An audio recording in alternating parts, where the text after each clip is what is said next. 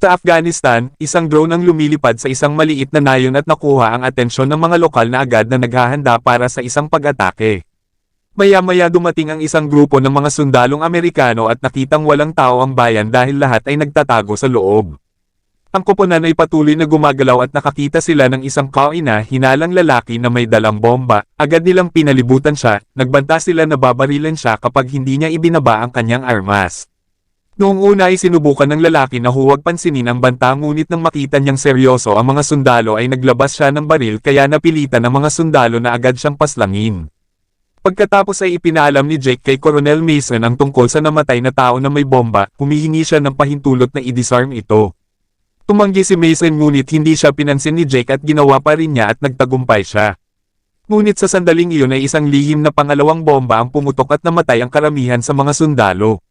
Hindi nagtagal ay lumabas ang mga lalaki sa mga gusali at pinalibutan ang mga Amerikano habang sila ay nagpaputok sa isang marahas na paraan ng pagbaril. Ang mga sundalong Amerikano ay bumabagsak kung saan-saan at tanging sina Jake at Mason lamang ang natitira. Tumakbo si Jake para sumali sa kanyang colonel at muntik nang mabaril ng kalaban. Ngunit iniligtas ni Mason ang kanyang buhay bago pa man lumitaw ang isang helicopter. Makalipas ang 5 taon, sinisikap ni Jake ang kanyang makakaya na harapin ang isang bagong buhay bilang isang sibilyan habang umiinom ng gamot para sa kanyang PTSD. Ang kanyang bagong trabaho ay sa isang auto shop na pag-aari ni Earl kung saan kailangan niyang magtrabaho ng husto upang makitungo sa ilang may karapatan ng mga kliyente. Pagkatapos ng trabaho, umuwi si Jake upang gugulin ang kanyang oras sa kanyang pamilya. Palagi niyang sinisigurado na mapanatili ang isang masayang kalooban para sa kanyang anak ngunit sa mga pribadong bagay ay nagiging tense kapag sinabi ng kanyang asawa na marami silang mga unpaid bills. Gayunpaman nangako si Jake na aalagaan ito gaya ng lagi niyang ginagawa. Kinabukasan ay pumasok si Jake sa trabaho at nakaharap ang grupo ng mga gangster na nagsasabing alam ni Earl ang pera. Nang sinubukan ni Jake na paalisin sila, ay inutusan ng pinuno ang kanyang mga tauhan upang bugbugin siya. Ngunit madali silang natalo ni Jake gamit ang isang wrench. Pinigilan siya ni Fresh sa pamamagitan ng pagpapakita sa kanya ng kanyang baril. Pagkatapos ay umalis siya kasama ang kanyang barkada at nangako na hindi pa tapos ang kanilang laban. Kasunod ay hinarap ni JC Earl na umamin na dati rin siyang bahagi ng isang gang, ngunit pinalad na umalis ng buhay at bumuo ng isang bagay na matatawag niyang tahanan.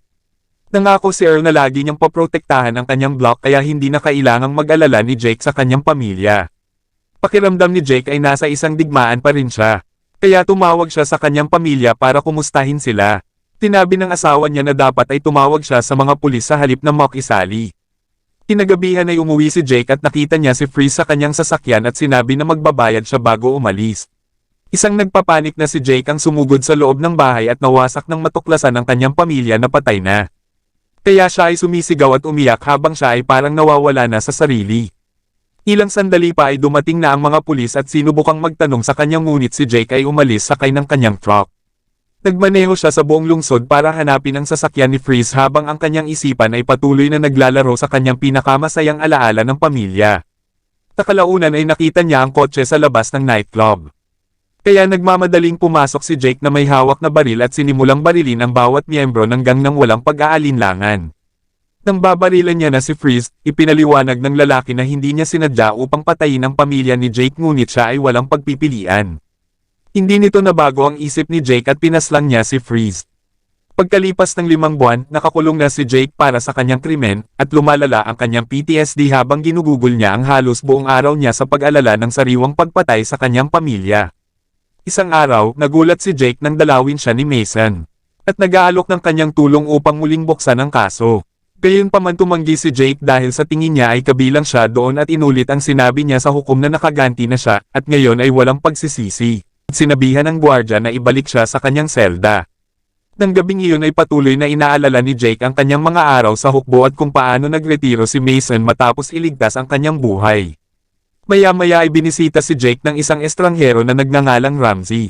At nagbanggit na nagpapatakbo siya ng isang pribadong task force, gayunpaman hindi siya pinahintulutan ni Jake na magsalita pa at muli niyang hiniling sa gwardya na ibalik siya.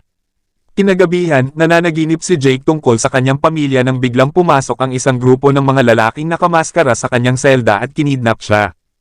Paggising ni Jake ay natagpuan niya ang kanyang sarili sa labas ng bilangguan at natuklasan ang kanyang kidnapper ay si Ramsey. At umamin na matagal na niyang pinapanood si Jake at humanga sa kanyang record. Ang organisasyon ni Ramsey na tinatawag na Section 8 ay hindi gumaganap ng mga patakaran at iniisip ni Ramsey na maibabalik nila kay Jake ang kanyang layunin.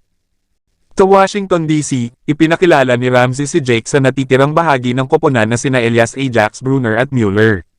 At binigyan niya siya ng paglilibot sa tinatawag niyang Batcave habang ipinapaliwanag na mayroon silang 8 operatiba sa Washington at 8 sa ibang lugar sa mundo. Ang kanilang mga utos ay nagmumula sa Departamento ng Estado sa NSA. Palaging may kaugnayan sa pag-aalaga sa mga banta laban sa pambansang seguridad. Dahil nagsisimula pa lang si Jake, si Mueller ang magiging kanyang bantay at sasamahan siya sa lahat ng mga misyon hanggang sa siya ay makakuha ng seniority. Bibigyan din si Jake ng bank account, isang apartment sa lungsod, at isang sasakyan. Tapos kailangan umalis ni Ramsey kaya bahala na ang team na ilagay si Jake sa proseso ng pagsisimula. Si Ajax ay nagsimulang mag-provoke sa kanya, itinulak siya sa paligid at binabato ng ilang mga suntok. Tumanggi si Jake na lumaban at ginawa niya ang lahat para iwasan silang lahat ngunit naging napaka-agresibo ni Ajax kaya napagalit niya si Jake.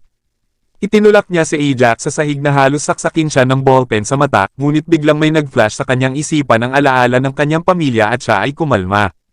Pagkatapos ay umalis si Jake at itinuro ng isang bigong Ajax na si Jake ay nagpakita ng takot at ibig sabihin ay hindi siya kabilang sa kanila. Ngunit hindi sumang-ayon si Mueller. Maya-maya ay sumakay sina Jake at Mueller sa isang eroplano at tinalakay ang unang misyon ni Jake. Ang target ay isang lalaking tinatawag na Castillo, isang kontratista ng depensa na nagtatrabaho din bilang isang dealer ng armas. Kamakailan lamang ay inilagay niya ang kanyang mga kamay sa ilang mga mapanganib na SK Metiko na ibebenta niya sa mga Russian. Kaya ang trabaho ni Jake ay kunin ang mga SK Metiko at patayin si Castillo at ang kanyang mga tauhan. Napagtanto ni Jake na may mahalagang grupo ng mga assassin at hindi na umaasang muling pumatay. Kinagabihan ng dalawa ay nakarating sa Mexico kung saan nakita nila si Castillo na malapit ng makipagpalitan sa isang Russian negotiator sa isang bodega. Habang si Castillo ay nakikipagtalo sa mga Russian, si Jake ay palihim na pumatay ng isang gwardya. Ang ingay ay nagpapaisip sa magkabilanggang na ang isa ay nagsaset up sa kanila upang sila ay maging laban sa isa't isa. Kaya may mga pagtatalo sa lalong madaling panahon na nauwi sa isang ganap na putokan. Ang mga miyembro ng gang ay nagsimulang mamatay ng isa-isa at ang isang kotse ay sumabog na naging sanhi para tumigil ang labanan. Pagkatapos ay lumabas si Jake at pinapatay ang bawat nakaligtas bago tumingin sa loob ng kotse. Kung saan may dalawang takot na babae. Hindi sila pinansin ni Jake at kinuha ang mga SK Metiko bago umalis. Nang maglaon sa base ay pinagalitan ni Ramsey si Jake sa pagkompromiso sa integridad ng kanilang misyon sa pamamagitan ng pag-iwan sa dalawang babaeng iyon ng buhay. Tinubukan ni Jake na ipaliwanag na sila ay biktima at inakusahan si Ramsey na binabaliwala ang buhay ng tao. Kaya nagbanta si Ramsey na ibabalik siya sa bilangguan kung hindi siya susunod. Pagkatapos ay pinaalis si Jake at sinabi ni Mueller kay Ramsey na si Jake ay gumawa ng mabuti. Nang siya ay naiwang mag-isa, tumawag si Ramsey sa isang taong nagngangalang Locke. Kinabukasan sa Nevada, pumasok ang mercenaryong si Locke sa isang hotel at pinatay ang ilang empleyado bago pumasok sa isang silid. Kung saan tinatakot niya ang mga babae bago harapin ang kanyang biktima. Alam ng lalaki na si Ramsey ang nag-utos kay Locke, at sinubukan siyang bayaran ng malaking halaga ng pera ngunit pinatay pa rin siya ni Locke. Pagkatapos ay tumakas sa hotel casino si Locke ngunit agad na naghinala ang mga guard at hinabol siya. Madaling binugbog ni Locke ang bawat bantay na lumalapit at nagsimulang tumakbo. Tinisira ang mga bagay sa daan at pinatumba ang mga bantay na patuloy na lumalapit. Tinatay din niya ang isang gwardya bago lumabas at nagnakaw ng sasakyan para makatakas. Samantala, lumipat si Jake sa bagong bahay at laking gulat niya nang makakita ng isang frame na may maraming mga larawan mula sa kanyang panahon sa Afghanistan. Ito ay nagpapaalala sa kanya ng isang pag-uusap nila ni Mason kung saan sinisi ni Jake ang kanyang sarili kung bakit siya nasaktan at siniguro ni Mason na maaliw siya. Maya-maya ay umiinom si Jake sa pub, si Mueller ay sumama sa kanya kaya sinubukan ni Jake na kumuha ng ilang impormasyon mula sa kanya. Walang alam si Mueller tungkol kay Ramsey ngunit ipinaliwanag niya na dati siyang nasa hukbo at sinuntok ang commander officer na sumaway sa kanya. Maya-maya ay binigay ni Ramsey sa kanila ang kanilang bagong misyon. Dapat nilang kunin ang Dome Digital na impormasyon tungkol sa isang sensitibong kaso at patayin si Senator Graham, na isang traidor sa bansa at binayaran ng maraming tao upang manatiling malaya. Pagkalipas ng ilang oras ay nakarating ang grupo sa kaganapan ni Graham sa California. Sila ay nagpanggap bilang mga landscaper. Si Mueller ay pumasok sa loob upang patayin ang lahat ng mga gwardya na makikita niya. At kalaunan ay nalaman ng seguridad ang sitwasyon kaya dinala nila si Graham sa isang van. Habang hinahak ni Mueller ang computer ng mga senador, hinabol ni Jake si Graham, walang nagawa ang pagbaril ng ilang bala. Ang van ay masyadong mabilis para sa kanya, kaya si Jake ay nag-shortcut sa pamamagitan ng pagtalon sa isang burol at nagawang hamarang sa kalsada. Isang guard ang sumusubok na labanan siya ngunit mabilis siyang pinatay ni Jake bago lumapit kay Graham na nagmamakaawa para sa kanyang buhay habang sinasabing mayroon siyang isang pamilya. Si Jake ay biglang napuno ng mga alaala at nagpasya na hayaang mabuhay si Graham. Gayunpaman, ang koponan ay nagpakita, si Ajax ay pinatay si Graham bago paalalahanan si Jake na huwag mag-alinlangan. Maya-maya sa bahay ay nakokonsensya si Jake sa kanyang pagkakasala at umiiyak habang nakatingin sa mga larawan at umiinom. Bigla siyang nakakita ng mga lalaking tumatakbo sa labas ng kanyang bintana. Kaya nagtago siya bago sila pumasok sa kanyang tahanan. Hinahanap siya ng lalaki sa bawat silid. Ngunit nakatakas si Jake sa likod ng bahay. Kinabukasan ay pinuntahan ni Jake si Mason at sinabi sa kanya ang buong kwento.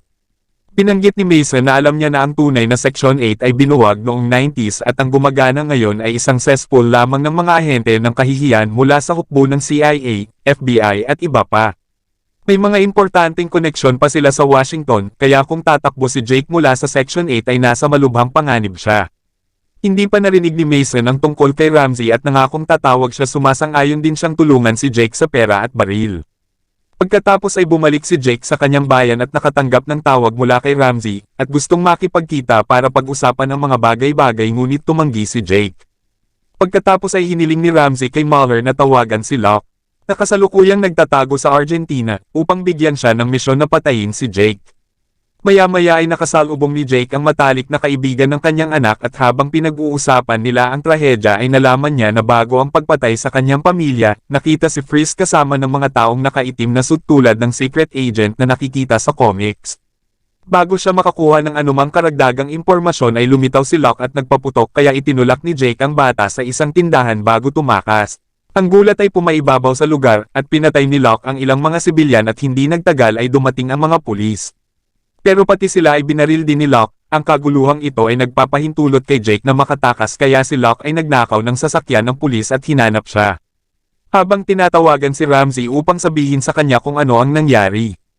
Kinagabihan ay nagtago si Jake sa shop ni Earl. Biglang nag-beep ang computer para i-announce ang pagdating ng team, kaya kumuha sina Jake at Earl ng ilang armas para labanan sila.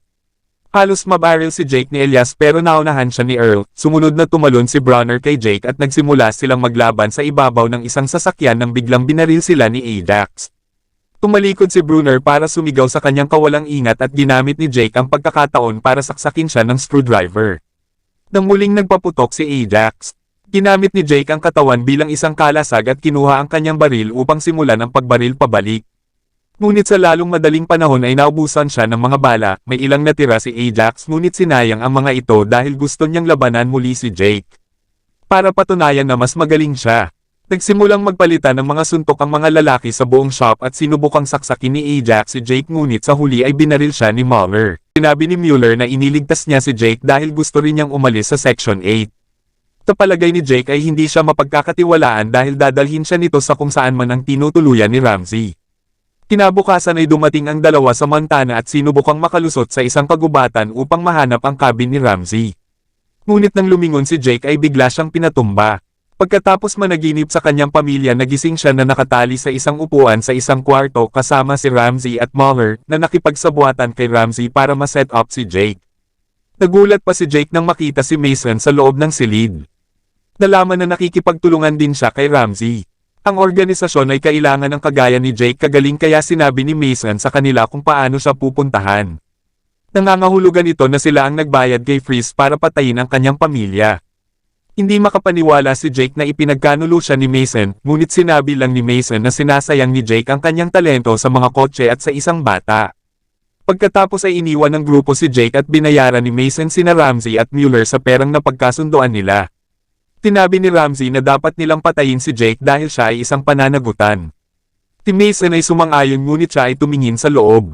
Habang binibilang ni Mueller ang pera ay pinuntahan ni Mason si Jake bago ipinagtapat ang katotohanang kinuha siya para wakasan ang Section 8.